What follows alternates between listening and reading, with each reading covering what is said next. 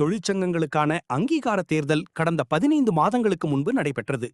இந்த தேர்தலில் பங்கு பெற்ற ரயில்வே தொழிற்சங்கமான DREUக்கு மயிலாடுதுறை ரயில் நிலையத்தில் அலுவலகம் இன்னும் ஒதுக்கப்படவில்லை. அதிகாரிகளின் அலட்சிய போக்கை கண்டித்து DREU தொழிற்சங்கம் சார்பில் ரயில்வே பிளாட்பாரத்தில் கீற்று கொட்டகை போடும் போராட்டம் இன்று நடைபெற்றது. இதனை முன்னிட்டு கீற்றுகள், கட்டுவதற்கான கழிகள், கயர்களுடன் தொழிற்சங்க நிர்வாகிகள் ரயில் நிலையம் உள்ளே செல்ல முற்பட்டனர். அவர்களை காவல்துறையினர் தடுத்து நிறுத்தியதால் கடும் வாக்குவாதம் நிலவியது. தொடர்ந்து ரயில்வே நிலையம் முதல் பிளாட்பாரத்திற்கு சென்ற DREU தொழிற்சங்க நிர்வாகிகள் அதிகாரிகளை கண்டித்து கண்டன கோஷங்களை எழுப்பினர். போராட்டத்தை முன்னிட்டு ரயில்வே நிலையத்தில் பலத்த போலீஸ் பாதுகாப்பு போடப்பட்டிருந்தது.